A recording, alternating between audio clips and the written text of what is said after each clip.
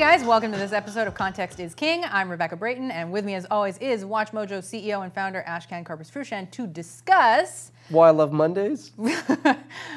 No, we'll do that another time. All right. Robert Herjavec's 5 commandments for entrepreneurs, which you don't agree with. Well, it's not that I don't get. What were his 5? Okay, so Robert Herjavec's top 5 commandments for, or not top 5, just 5 commandments for entrepreneurs start with identify your passion.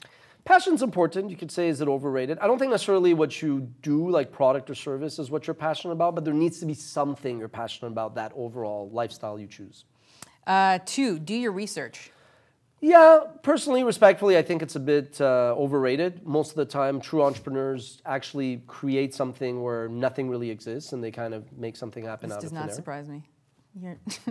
Between the two of us, you're definitely not the researcher. Anyway, number 3, hold off on expansion. That one I agree. I think generally speaking, you don't want to get too far ahead. I think the key is you want to be 1 or 2 steps ahead. Anytime an entrepreneur executive is 5, 6 steps ahead, that's usually not fatal, but that's usually a costly mistake. 4, set fixed goals. Again, I think goals are important, but I think it's more the exercise. It's a bit like a degree. It shows a bit of discipline and thought went into it. Once you do that, chuck it because the conditions on the ground change. But yes, go back and check what your goals were. Are you meeting them? Yes, why, no, why? Do you need to change, or should you just shred them and do what you do on the field? Number 5, have an exit strategy. I wonder if you agree with that. I mean, I think you need an exit strategy if you have investors. Right. I think if you're an entrepreneur who doesn't necessarily have outside investors with like a leash around you, or getting fatigued, wanting a liquidity event, i.e. their money back, I think if you think too much of the exit strategy, then you don't enjoy the ride. Then the best exit strategies don't even come to your state of mind. I would say that his 5 are actually like 1 maybe entrepreneurial, 1 maybe more of an executive, and 1's actually more of an investor. So this notion that you said I disagree with it or I don't like it. What did you say, your opening? It's not that I disagree. No, I didn't say that. No, when I saw it, I go like, okay, it seems like I said. So here are my 10. Of course, it got to be 10. So I'll just go through them and interrupt me if it doesn't make sense. There's no order. There's one thou shall not, and there's 9 thou shall. No order. Thou shall, 1, respect everybody, like employees, clients, suppliers, community, even your competition. I think that's the one thing that is really intolerable with entrepreneurs, is like if you don't respect people, it's just a slippery slope. Agree, disagree, common sense. I mean, obviously. Duh. Yeah. Thou shalt be honest. Candor, truthfulness. I feel that's like the foundation to a good culture. Yeah. Common sense, okay. I mean, I presume there's white lies that happen, but...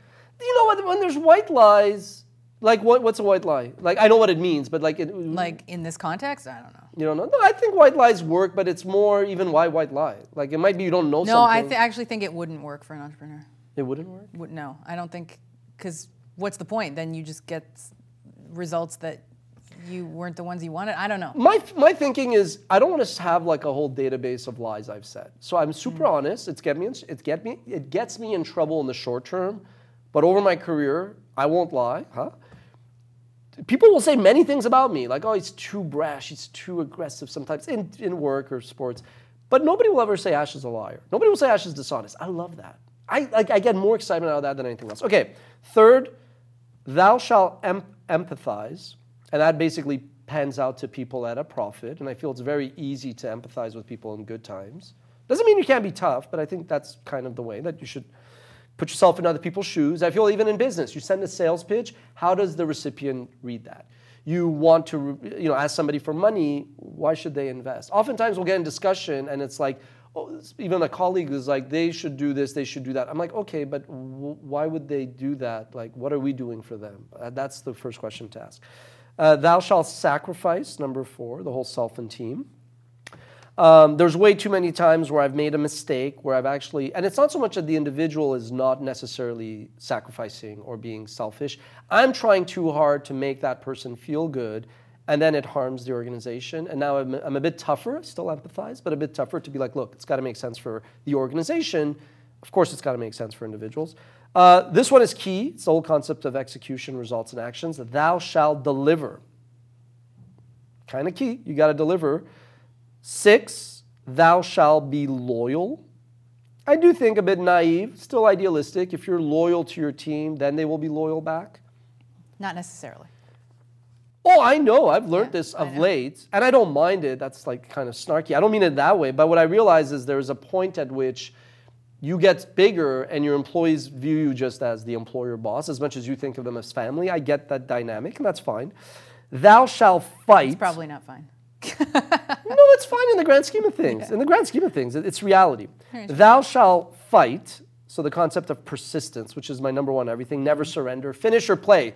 Finish your goddamn play. That's the only time where I lose it on the pitch. Finish your checks. Finish your checks. I'm like, if you don't finish your play, you're exposed, I'm exposed. We give up a goal. Instead of being up, we're down. Screw that.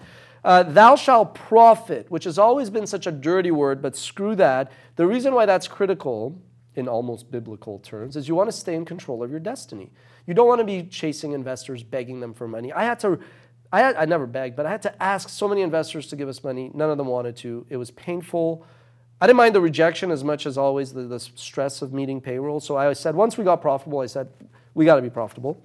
Thou shalt innovate, solve problems, be ingenious, meet demand, stay ahead of trends and competition. And then there's one, so what do you think of that, those 9? And then there's a thou shalt not. What do you think? First of all, what did you think of those 9? Agree, disagree? I mean, they make sense. They make it's a lot of common sense. There's a couple that I... Which one? I think you're a bit too empathetic. Which? Oh, really? Yeah. Wow. I'm gonna record that.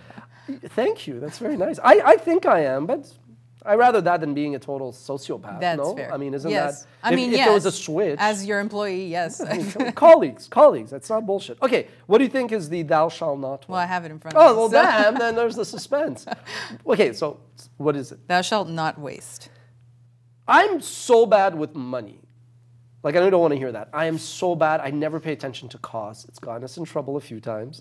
Where's our CFO? But I've realized that it's true. Every dollar that goes out the door is like a dollar that comes in. Now, you need to invest. But what I've learned is costs are always bigger, grow faster in your face, and are sooner to be incurred.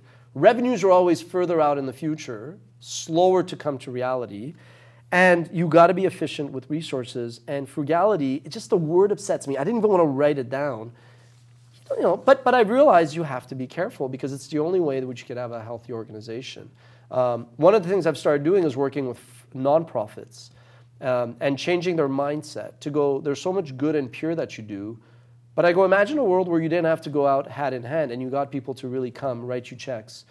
And it takes a little bit of rethinking, but it makes them so much stronger, and it allows them to do so much more in terms of like what their mission statement is when they just change the sense of profit is a bad word. I go, just because you're a nonprofit doesn't mean you shouldn't be financially sound. So those are my top 10. No knock to the shark, but I felt his 5 were kind of okay. Yeah, I mean, I think you're right. I don't think they're necessarily all for entrepreneurs. No, it's like, yeah, like I said, it's not bad, but it's incomplete. Fair enough. What do you guys think? Do you have a top 10 of your own? Let us know in the comments, and we will see you next time.